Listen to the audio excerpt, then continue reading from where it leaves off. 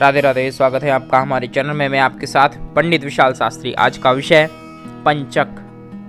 पंचक कितने प्रकार के होते हैं, किन किन नक्षत्रों को पंचक संज्ञक कहा जाता है, यानी कौन कौन से नक्षत्र पंचक के अंतर्गत आते हैं, और किस दिन से आरंभ होने वाले पंचक किस प्रकार के नामों से जाने जाते हैं।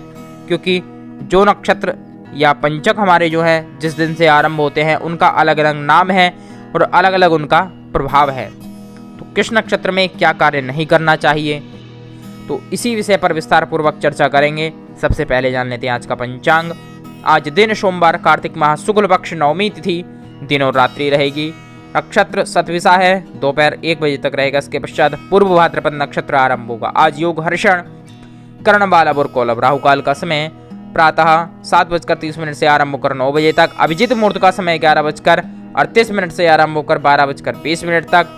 शुभ कार्य के लिए शुभ मुहूर्त 9:30 से आरंभ होकर 11 बजे तक। शाम को शुभ समय 4 बजे से आरंभ होकर 5:30 तक। तिथि के अनुसार आज लौकी का प्रयोग नहीं करना चाहिए। दिशाशूल पश्चिम दिशा में पश्चिम दिशा की यात्रा ना करें। यात्रा अति अनिवार्य है कि खाकर आप जाएं, आपकी यात्रा मंगलमय रहेगी। चलिए दर्शकों, अपने कार्यक्रम को आगे बढ़ाते और जानते हैं पंचक विस्तार पूर्वक चर्चा।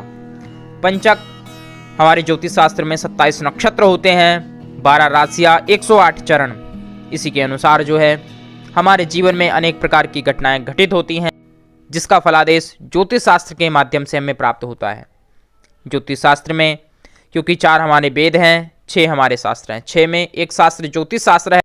ज्योतिष शास्त्र हमें अनेक प्रकार की भविष्य में घटित होने वाली घटनाओं का पूर्व में ही ज्ञान करा देता है। ऐसा अद्भुत शास्त्र है ज्योतिष शास्त्र।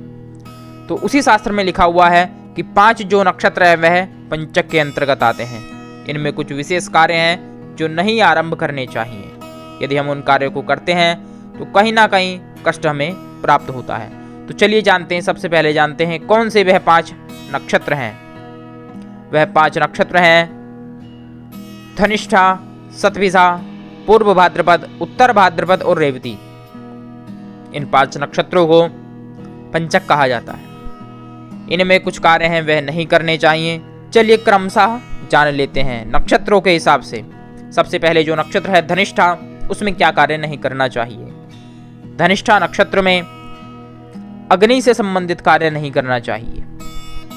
कोई भी हम अग्नि का कार्य अगर आरंभ करना चाहते हैं तो वह ना करें। अग्नि से संबंधित कोई भी व्यापार व्यवसाय आरंभ करना चाहते हैं या अग्नि से संबंधित कोई नवीन कार्य हम करने की सोच रहे हैं तो धनिष्ठा नक्षत्र में कभी भी भूलकर हमें नहीं करना चाहिए। अन्यथा अग्नि भय का संकट होता है, यानी अग्नि से हमें हानि की प्राप्ति होती है। कुछ ना कुछ संकट अग्नि से अवश्य आता है यदि धनिष्ठा नक्षत्र में हम अग्नि से संबंधित कार्य आरंभ करते हैं। ऐसे ही अगला नक्षत्र सतभिषा। सतभिषा नक्षत्र में क्या नहीं करना चाहिए, विवाद। सतभिषा नक्षत्र में कोई भी आप विवाद किसी से ना करें, ना ही कलह करें, क्योंकि हो सकता है कि वह विवाद और कलह इतना बढ़ जाए कि आपको कोर्ट और कचहरी तक जाना पड़े। यानी वह कोर्ट और कचहरी तक आपको विवाद ले जा सकता है यदि आपने सतभिषा नक्षत्र में आरंभ किया है। यदि कोई कोर्ट कचहरी आदि का केस है तो उसकी डेट आप कभी भी सतभिषा नक्षत्र में ना लें, डेट को आगे बढ़ा दीजिए।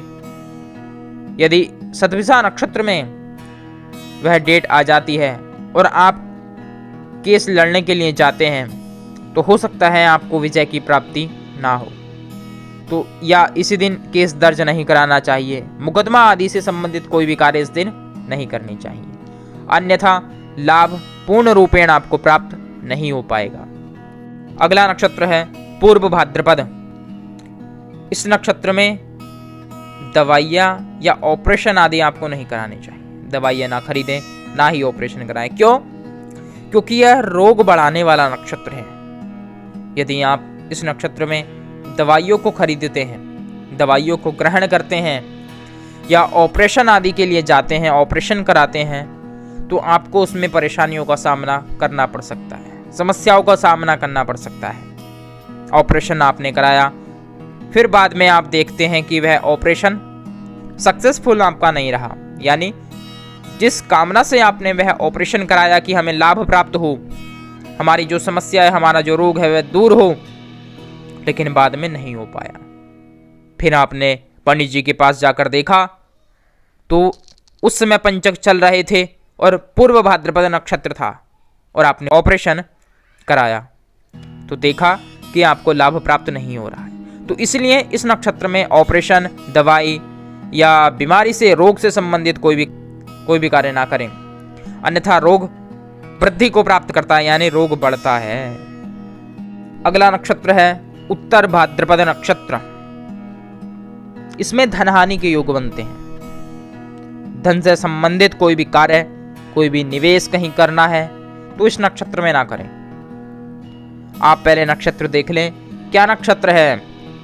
यदि उत्तर भाद्रपद नक्षत्र है और आप धन को कहीं लगाना चाहते हैं, कहीं निवेश करना चाहते हैं, तो इस दिन ना करें, ना किसी को धन इस दिन उधार दें, क्योंकि यह नक्षत्र ऐसा है कि धन हानि के योग बनाता है। यानी धन को कहीं आप निवेश करते हैं, बाहर देते हैं, घर से बाहर देते हैं, तो बहुत ही कम मात्रा में आपको वह लाभ प्रदान कराएगा। यानी कि कई बार आपका पैसा कहीं अटक सकता है, कई बार आपका पैसा कहीं डूब सकता है। तो बड़े ही ध्यान से उत्तर भाद्रपद नक्षत्र में आपको धन किसी को देना चाहिए, क्योंकि आजकल का जो समय है उसके अनुरूप आप चलें। किसी को धन दे रहे हैं, बड़े ही देखभाल के नक्षत्र आदि का भी उसमें आप विचार करें। ऐसे ही अगला नक्षत्र है रेवती। इस नक्षत्र में धन और मान दोनों की हानि हो सकती है। तो इस नक्षत्र में आपको क्या नहीं करना चाहिए? इस नक्षत्र में धन का आदान प्रदान ध्यान से करें, किसी से वाद विवाद ना करें, और कहीं कोई आपको कुछ कह रहा है तो कुछ समय पश्चात ही उसका आप उत्तर दें। यानी कोई विवाद वाली कोई बात आपसे कुछ कह रहा है तो उस समय आप बड़े ही धैर्य के साथ उसको सहन करें, और उस नक्षत्र को निकल जाने के पश्चात ही आप उसका प्रत्युत्तर दें, क्योंकि यह नक्षत्र धन और मान दोनों की हानि कराने वाला है। कहीं आपने विवाद कर लिया तो आपका मान सम्मान तो कम होगा ही, साथ में कोई कोर्ट कचहरी का केस और बढ़ गया तो धन की भी हानि हो जाएगी। तो मान और धन हानि दोनों को यह बढ़ा देने वाला नक्षत्र है। इन दोनों से आपको संकट प्राप्त हो सकते हैं, इसलिए आप रेवती नक्षत्र में किसी से वाद विवाद या धन से संबंधित कोई भी विशेष कार्य आरंभ ना करें। चलिए अब जानते हैं अलग अलग दिन से आरंभ होने वाले नक्षत्र, अलग अलग उनका प्रभाव है। चलिए जानते हैं। सबसे प्रथम रविवार से शुरू होने वाला जो नक्षत्र है वह रोग पंचक नक्षत्र कहलाते हैं। यदि पंचक रविवार से आरंभ हो रहे हैं तो वह रोग पंचक है। इसमें क्या नहीं करना चाहिए? इसमें यज्ञोपवीत आदि जो संस्कार है विशेष रूप से वह वर्जित कहा गया है।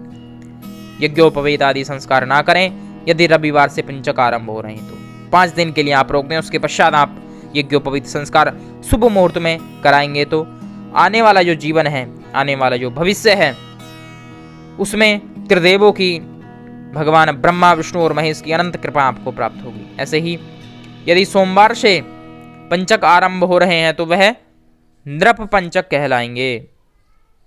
नृप पंचक में क्या नहीं करना चाहिए? नृप पंचक में नया व्यवसाय आरंभ नहीं करते हैं। यदि हम नृप पंचक में नवीन व्यापार, नौकरी आरंभ करते हैं तो कहीं ना कहीं उसमें लाभ हमें प्राप्त नहीं होता है। कई बार हमें बीच में ही वह व्यवसाय बंद करना पड़ता है क्योंकि हमें लाभ नहीं हो रहा होता है, या नौकरी हम करते हैं तो कुछ ना कुछ ऐसे कारण होते हैं जिसके कारण वह नौकरी हमें छोड़नी पड़ती है। तो नृप पंचक में कोई व्यवसाय या नौकरी आरंभ नहीं करें। ऐसे ही अगला शुक्रवार से जो नक्षत्र आरंभ होते हैं, यानी शुक्रवार से जो पंचक आरंभ होते हैं, उन्हें चोर पंचक कहा जाता है। तो इसमें यात्रा आपको नहीं करनी चाहिए। यात्रा में चोरी का भय आपको रहेगा। कई बार आप यात्रा करते हैं तो किस कारण से? लाभ के लिए, आनंद के लिए, सुख के लिए आप यात्राओं को करते हैं। शुक्रवार से यदि पंचक आरंभ हो रहे हैं और आपने यात्रा आरंभ की है तो उसमें कहीं ना कहीं कुछ ना कुछ कष्ट, समस्या आपको हो सकती है। तो इसलिए शुक्रवार से यदि पंचक आरंभ हो रहे हैं तो इन पंचकों के मध्य आपको नवीन यात्रा, जो आपके कल्याण के लिए यात्रा है, ऐसी यात्रा नहीं करनी चाहिए। इसके पश्चात आप यात्रा करें तो मंगलमय रहेगी। ऐसे ही शनिवार से जो आरंभ होते हैं पंचक, उन्हें कहा जाता है मृत्यु पंचक, यानी विशेष कष्टप्रद वह पंचक रहते हैं। तो जो पंचक शनिवार से आरंभ होते हैं उनमें विवाह, कोई कठिन कार्य नहीं करना चाहिए। इससे मृत्यु तक की संभावना बन जाती है, यानी प्राण संकट तक, प्राणों को भी संकट का भय रहता है। तो इसमें ये कार्य आपको नहीं करने चाहिए। यदि पंचक मंगलवार से आरंभ हो रहे हैं तो इन्हें अग्नि पंचक कहा जाता है। इसमें गृह प्रवेश आदि आरंभ नहीं करने चाहिए। अग्नि पंचक में यदि हम गृह प्रवेश आदि करते हैं तो अग्नि का भय विशेष रूप से रहता है, चोट चपेट आदि का भय हमें रहता है। तो अग्नि पंचक में गृह प्रवेश वर्जित कहा गया है। पंचक में विशेष रूप से दक्षिण दिशा की यात्रा, छत को नहीं डालना चाहिए। खाट, पलंग, गद्दे आदि जो शयन की सामग्री है, यानी सोने का जो सामान है, जहां हम निंद्रा लेते हैं, उन्हें नहीं खरीदना चाहिए। कोई इलेक्ट्रिक उपकरण नहीं लेने चाहिए।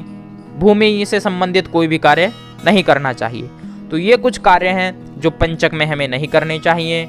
आज आपने और हमने बड़े ही ध्यान से पंचक के विषय में जानकारी प्राप्त की है। ऐसे ही और भी लाभप्रद वीडियो के लिए चैनल को करें सब्सक्राइब, बेल आइकन को प्रेस करें और अपने जीवन में आप आनंदित रहिए, सदा खुश रहिए। जय जय श्री राधे श्याम।